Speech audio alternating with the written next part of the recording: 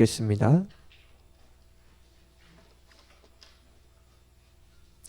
마가복음 1장 14절에서 15절.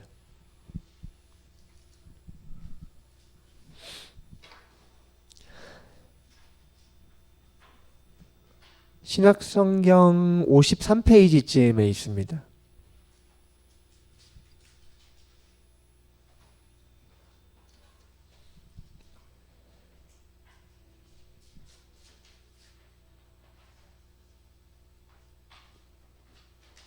마가복음 1장 14절에서 15절. 네, 다 찾으셨으면은 우리 다 같이 읽도록 하겠습니다. 마가복음 1장 14절에서 15절 시작. 요한이 잡힌 후 예수께서 갈릴리에 오셔서 하나님의 복음을 전파하여 이르시되 때가 찼고 하나님의 나라가 가까이 왔으니 회개하고 복음을 믿으라 하시더라. 이 시간 마가가 기록한 좋은 소식, 하나님 나라는 어떤 곳일까 하는 말씀으로 목사님께서 말씀 전하시겠습니다.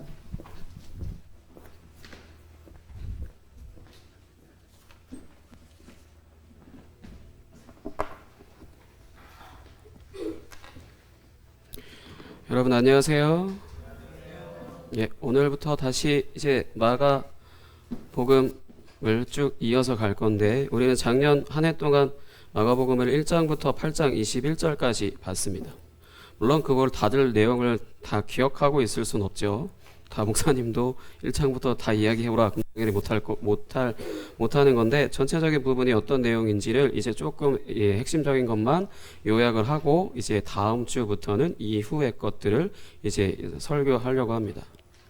예수님은 이제 오늘 말씀에서 하나님의 나라가 가까이 왔다라고 했어요. 하나님 나라 계속해서 듣지만 정작 그 나라를 내가 들어가고 살고 있는지, 어떤 나라인지를 잘 안다라고 하는 사람들 사실 별로 없을 것 같고, 그냥 다 죽어서 가는 곳이 아니다라고 하는 것만 알면 사실 잘 알고 있다라고 이야기할 수 있을 것 같아요. 근데 이렇게 여기서 예수님이 가까이 왔다라고 하신 건 정말로 이제 곧 올 거야라고 하는 그 표현을 넘어서 이제 코앞까지 임박했다, 뭐 이런 표현이에요.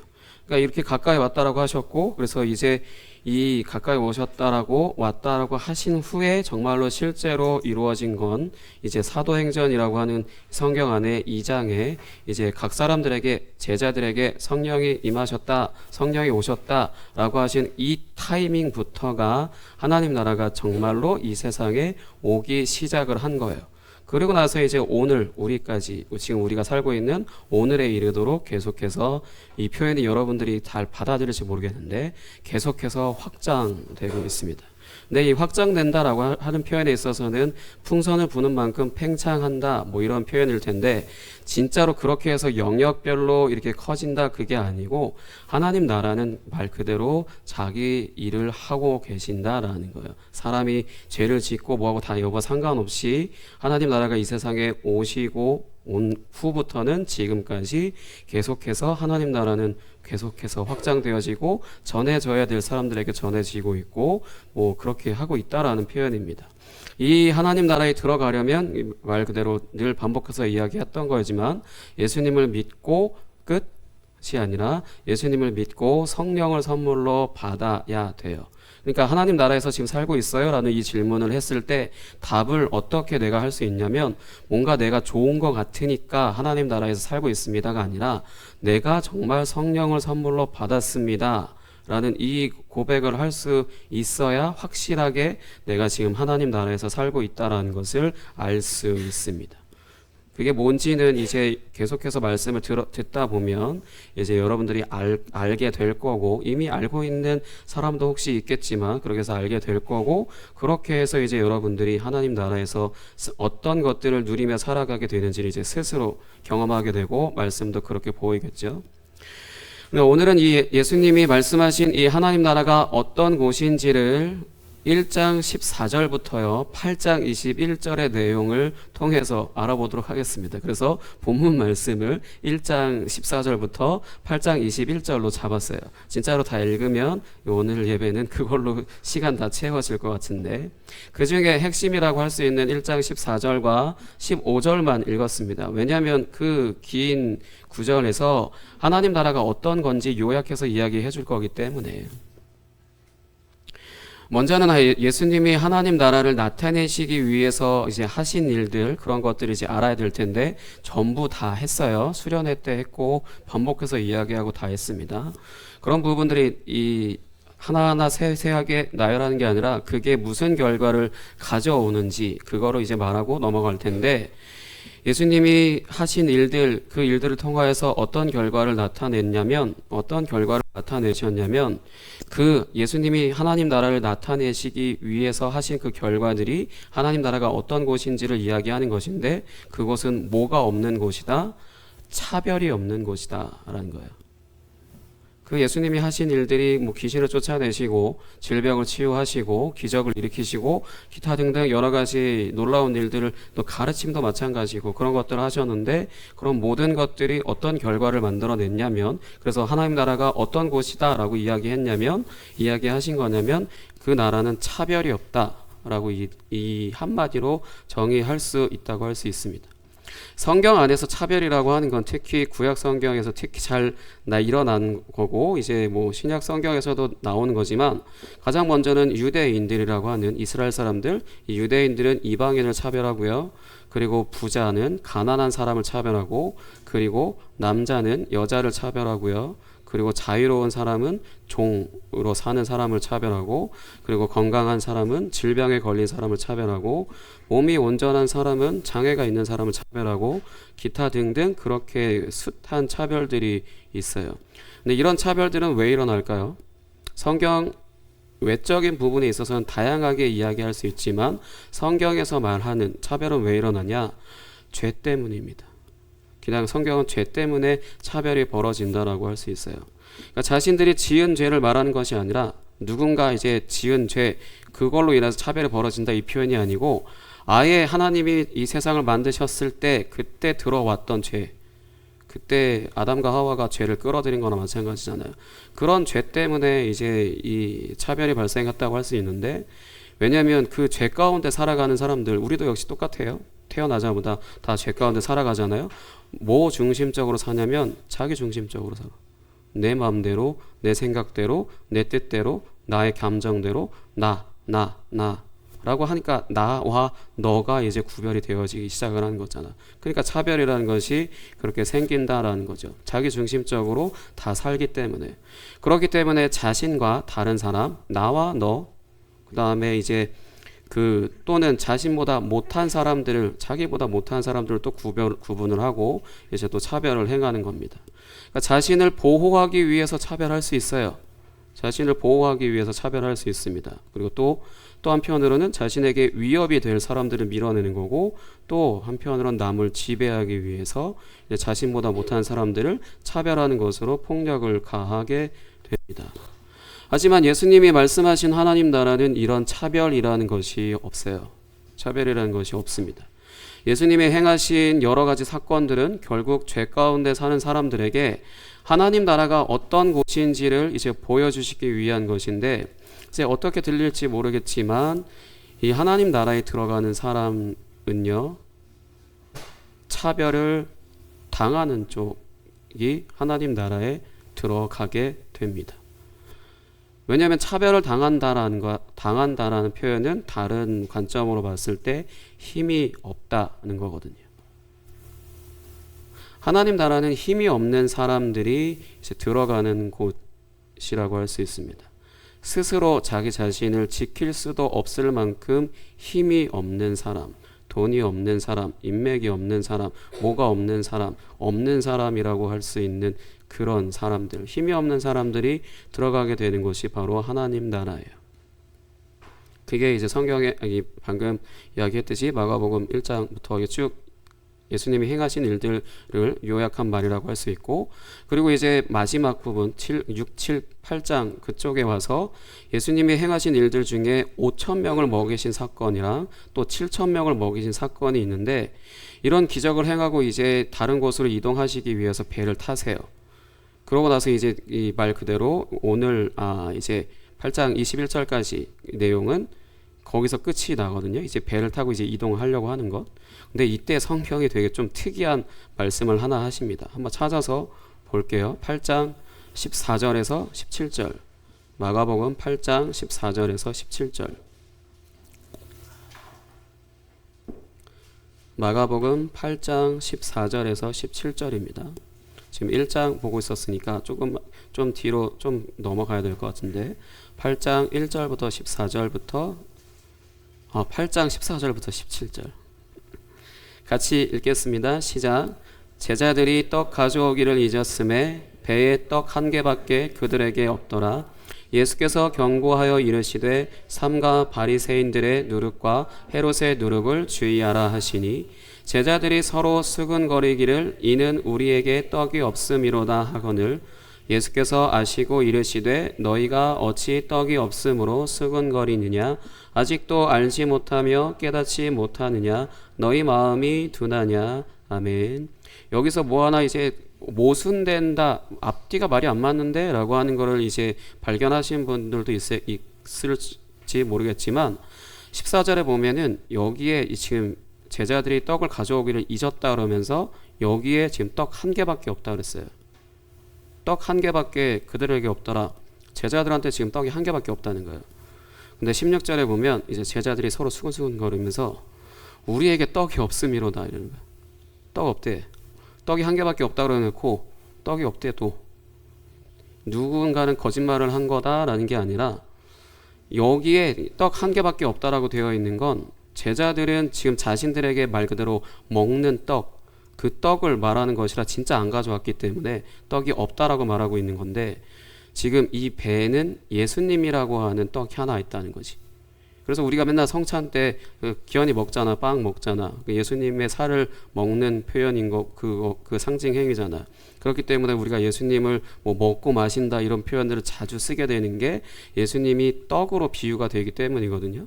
근데 어쨌든 그렇게 해서 예수님이 떡 하나인 것을 이제 이야기하는 건데, 하나님 나라에서는 먹을 수 있는 양식이 바로 이 예수님밖에 없다라는 거예요. 하나님 나라에서는 아까 말했지, 차별받는 사람이 오히려 들어가는 게 하나님 나라인 거고, 또 거기에서는 뭔가 공통적으로 먹을 수 있는 양식은 뭐다? 예수님밖에 없다고. 뭐 더 자세하게 말하면 예수님이 말씀하신 말씀 이렇게 이야기할 수도 있는데, 그런 부분들은 이제 조금 나중에 이야기한다면, 지금 말 그대로 하나님 나라에서는 먹을 수 있는 유일한 양식은 떡 한 개인 예수님밖에 없다고. 그러니까 이걸 이제 식사로 이제 비유를 한다면 먹을 수 있는 게 예수님밖에 없잖아. 가운데 이 식탁에 음식이 딱 그거 하나만 놓여져 있는데, 여기 구조는 여기에 있는 앉아서 다 먹어야 되는데 식탁 구조가 둥근 식탁인 거야. 둥근 식탁에 오늘 각이 지지 않고 둥근 식탁인 건데, 이 둥근 식탁이 말 그대로 각이 지어 있지 않기 때문에 서로 다 얼굴 볼 수밖에 없어. 서로 다 얼굴을 마주 볼 수밖에 없어요. 마주 볼 수밖에 없고, 근데 여러분들은 아직 나이가 어리기 때문에 그런 모습들을 보일 수는 있겠지만, 밥을 먹을 때 불편한 사람하고 먹으면 여러분들 보통 스마트폰 하고 있죠. 아니면 고개 쳐박고 있거나 안 마주치지. 왜? 밥 먹을 때 얼굴 이렇게 마주 보는 거 되게 부담스럽잖아. 별로 불편하잖아. 그런 것처럼 그렇게 고개를 쳐박고 있는 게 아니라, 이 식탁에 앉아서 이 예수님이라고 하는 음식, 둥근 식탁에 앉아서 그 음식을 먹는 사람들은 당당하게 아무렇지 않게 상대방의 얼굴을 이렇게 마주 보면서 같이 맛있는 음식을 먹으면서 기뻐하고 즐거워하게 돼요. 그냥 불편한 자리에 내가 잠깐 같이 있어서 되게 겨우 그 시간을 넘어가는 게 아니고, 내가 그 사람과 누가 됐든지 간에 그 사람과 아무런 거리낌 없이 이야기할 수 있어요. 근데 그건 내가 쿨해서가 아니고, 그 사람과 나와 그냥 똑같은 사람이라는 것을 인정하기 때문인 거지. 차별을 한다라면은 사실 같이 식사를 안 해요. 성경에서 지금 이 그림은 예수님이 죄인들과 뭐 세리들과 뭐 말 그대로 이상한 사람들과 같이 식사했다라는 이 표현은 굉장히 파격적인 게, 당시에는 같이 신분이 똑같지가 않으면 같이 식사를 안 하고 못 해요. 근데 지금 예수님은 죄인과 세리들과 같이 식사를 하셨다라는 거는 그들과 자신을 동일시 하셨다라는 거거든. 누구든 차별을 하거나 구분을 하거나 뭔가 그렇게 하지 않고 같은 한 가족이고 한 식구다라는 이런 표현을 하시는 것처럼 그렇게 같이 식사를 하신 건데, 이 하나님 나라라고 하는 것에 차별이 없다라고 하는 건 말 그대로 지금 같이 식사를 하는 게 부끄럽지도 않고 그 사람이 혐오스럽지도 않고 뭔가 내가 그 사람으로 불편해하지도 않고 사랑하니까, 인격적으로 존중하고 배려하고 사랑하니까 같이 앉아서 식사를 하는 거예요. 그러니까 여러분들은 아직 나이가 어리기 때문에 그런 모습을 보일 때마다 물론 목사님이 이해는 하지만, 너 나이가 조금 거문쌤 정도 됐는데 앞에 사람이 같이 식사를 하는데 스마트폰만 하고 있다라든지, 고개 쳐박고 그냥 밥만 먹는다든지, 그거는 그냥 뻔한 답이에요. 불편해서 그래. 그러니까 차별이라는 건 사실 이런 거예요. 성경적으로 내가 누군가를 차별한다는 게 진짜 무슨 범죄자들처럼 그런 차별이 아니고 불편해한다는 거. 당연히 근데 불편할 수밖에 없지, 잘 모르니까. 근데 하나님 나라라고 하는 건 이런 식으로 구분이 없고 서로 다 한 식구이면서 서로 얼굴을 마주보고 식사하는데 불편하지 않고 뭔가 불쾌하지 않고 어렵지 않고 뭔가 진짜 싫은 게 아니라 너무 좋아서 같이 식사를 하는 거거든. 그런 것처럼, 그래서 사실 이거를 아까 말했듯이 여러분들 나이가 아직 어리다 보니까 자아가 아직 미성숙하다라고 할 수 있는데, 나이가 많음에도 불구하고 그러고 있다는 거는 자아가 조금 문제가 있다라는 거예요. 근데 이 하나님 나라 안에 들어간다라고 했을 땐 내가 잘못되어져 있는 자아나 그런 병든 자아나 그런 것들이 고쳐지기 때문에 이런 그림처럼 식탁에 마주 앉아서 서로 아무런 거리낌 없이 대화하면서 웃고 떠들고 즐거워하고 이런 것들이 가능하다라는 거죠. 하나님 나라는 이런 곳이라는 거예요. 내가 그곳에 들어가서 무언가 기분 좋은 일들을 겪는 게 아니고, 나라고 하는 사람이 깨지고 새로워져서 다른 사람들과 나와 신분이 다르든 뭐 남녀가 다르든 아니면은 뭐 말 그대로 장애가 있고 없고 뭐 여러 가지 그런 것들을 다 다르더라도 그 사람들과 아무런 거리낌 없이 같이 지낼 수 있는 거.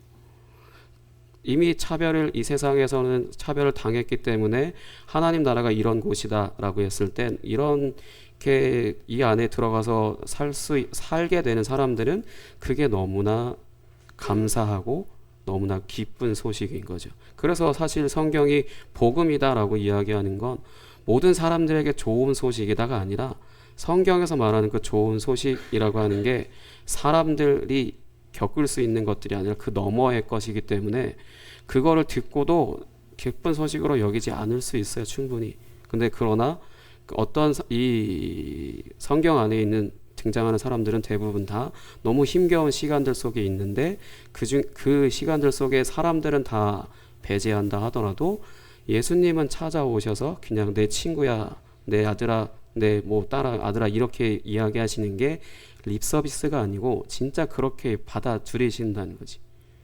그 부분에 있어서 하나님 나라라고 하는 것은 그런 둥근 식탁에 같이 서로 다른 사람들이 다 모여 있어도 같이 식사를 아무렇지 않게 할 수 있는 그런 곳이다라는 겁니다. 성경적으로 표현한 거예요. 목사님이 다르게 새롭게 표현한 게 아니라. 세상적으로 스스로 살아갈 힘이 없는 사람들이 이제 예수님을 만나서 새 사람이 되고, 예수님이라고 하는 그 음식, 그러니까 십자가에서 죽으시기까지 자기 자신을 다 내어주신 그 사랑, 그러니까 그 음식을 먹으면서 차별 없이 살아가는 것이 바로 하나님 나라입니다. 그러니까 이걸 그대로 사실 표현해야 되는 것이 가정이 아니고요, 교회예요. 그러니까 우리가 서로를 새 사람으로 바라봐야 되고, 이 사람이 어떤 과거부터 지금 살아온 그걸 보는 게 아니라 우리가 서로를 그러니까 새 사람으로 바라봐야 되고, 그리고 예배라고 하는 것을 통하여서 이제 하나님의 말씀, 복음이라고 하는 하나님의 말씀을 들어서 유일한 양식이라고 할 수 있는 하나님의 말씀을 들어서 이제 함께 나눠 먹으면서 함께 살아가는 곳, 그거를 나타내야 되는 게 바로 교회인 거예요. 그러니까 교회가 하나님 나라는 아니에요. 그러나 교회는 하나님 나라를 나타낼 수 있어야 돼요. 그냥 어떤 행사적인 거나 이벤트성으로가 아니라 그냥 같이 살아갈 수 있어야 한다는 거지. 그러니까 이렇게 살겠다고, 이거를 지금까지 내가 살지 못했지만 이렇게 살겠다고 이제 결정한 사람들이 마음에 있고, 그렇게 결정한 사람들이 세례와 입교를 하는 거고요. 그래서 이제 그렇게 세례와 입교를 해서 교회로서 살아가는 것이 이제 무엇인지를 배워가면서 하나하나, 지금 당장은 다 못하겠고 당연히 목사님도 다 못해요. 네, 이렇게 하나하나 다 못하겠지만 하나하나 내가 살아가는 날 동안 계속해서 하도록 나를 내어놓고 그렇게 하는 곳, 그게 바로 교회입니다. 그게 바로 하나님 나라에서의 사는 삶인 거고요. 이게 바로 마가복음에서 1장 14절부터 8장 21절까지의 내용에서 표현하고 있는 하나님 나라입니다. 이런 걸 복음이라고 하는데, 이걸 받아들이는 사람이 있는 반면에 받아들이지 못하거나 할 수 있는데, 그걸 설교하는 사람은 뭐라고 이야기할 수는 없고, 그래서 복음이라고 표현을 하지만 그게 정말 복음이냐라고 했을 때 사람의 관점에서 복음이라고 하는 게 아니라 하나님이 죄인으로서 아무런 어떤 가치도 없는 그런 존재를 귀하다라고 보시기 위해서 하신 일들이 복음이거든요. 그 부분을 내가 듣고 받아들여서 그대로 살기 위해 나의 삶을 드리고 싶어 하는 게 그 복음을 받아들인 삶인 거고, 그렇게 살고자 결정해서 내가 하는 것이 세례와 입교라고 할 수 있어요. 그 부분에 있어서 하나님 나라는 오히려 이 세상에서 스스로 살아갈 힘이 없어서 하나님을 전적으로 의존할 수밖에 없는 그런 사람들이 들어가게 되는 것이고, 그 하나님 나라는 서로 그렇게 자기 자신이 스스로 살아갈 수 없는 존재임을 인정한 사람들끼리 모여서 같이 서로 한 가족처럼 같이 음식을 먹고 마시고 그리고 같이 살아가는 그런 곳이라는 것을 기억하시기 바랍니다. 그럼 이 시간에 함께 기도하고 마치도록 할게요.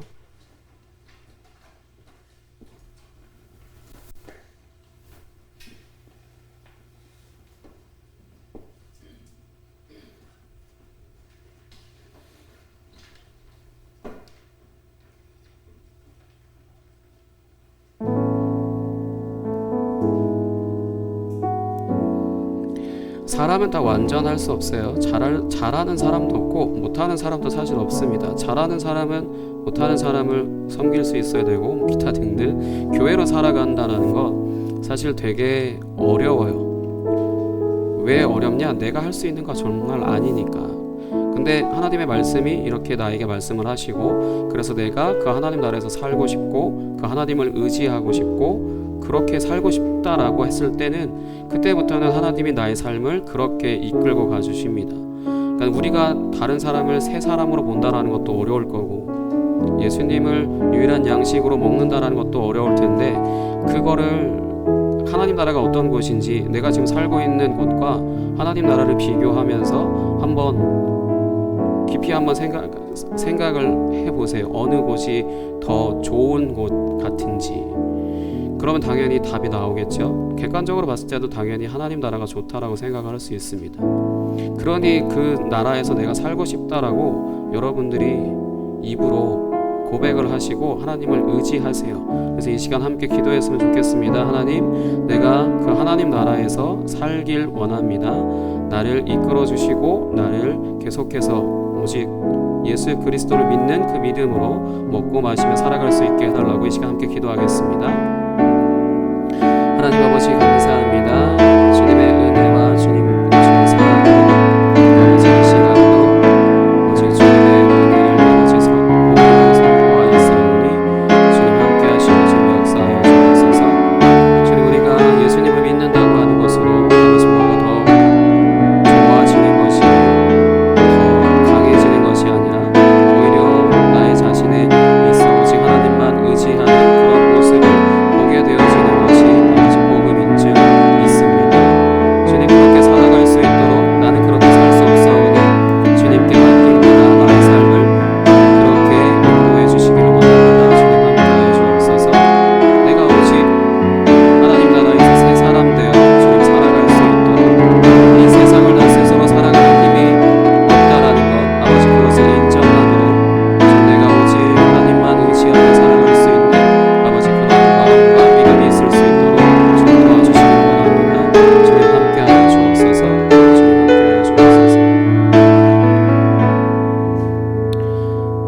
아버지 감사합니다. 이 세상 가운데 죄 가운데 살면서 우리는 자기중심적으로 살아가지만 하나님 나라는 오직 모든 사람이 함께 서로 먹고 마시며 그렇게 한 식구처럼 한 가족으로 살아갈 수 있는 곳이라는 것을 이 시간 배웠사오니 내가 그대로 살 수 있지 못하나 그렇게 살고 싶은 마음이 아버지 우리 마음 가운데 가득하게 하여 주옵소서. 그래서 오직 하나님만 의지하며 지금 그렇게 살아갈 수 있도록 주님 도와주옵소서. 감사합니다. 예수님의 이름으로 기도하였습니다. 아멘.